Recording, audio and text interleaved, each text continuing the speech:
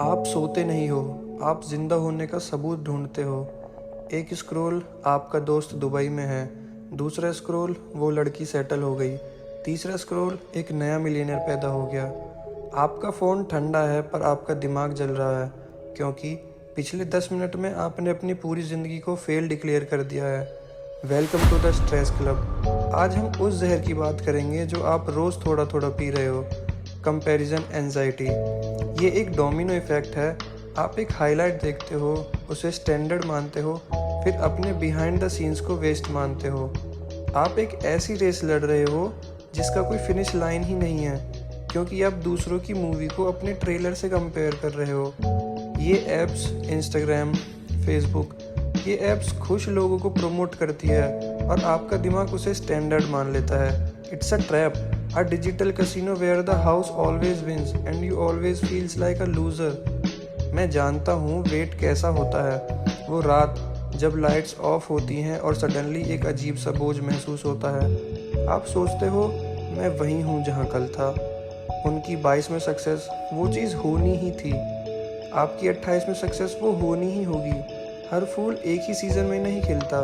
किसी की सक्सेस आपकी फेलियर नहीं है, वो सिर्फ उनकी टाइमलाइन है। तो अपनी टाइमलाइन को सही करो, अपने टाइम का वेट मत करो, उसके लिए एफर्ट करो। एफर्ट करते करते आपको उस वेट का पता नहीं चलेगा और आपकी टाइमलाइन आपके सामने होगी। तो इसका सल्यूशन क्या है, इसको मूव ऑन कैसे करना है? तो सिंपल 3 रियलिटी चेक से करते हैं। पहला, the mute button is a peace. Hate से नहीं, सेल्फ प्रोटेक्शन से। अगर उनकी स्टोरीज देखकर आपको छोटा महसूस होता है तो उन्हें म्यूट करो, आपका सुकून आपकी जिम्मेदारी है। दूसरा, कंपैरिजन इनटू क्यूरियोसिटी।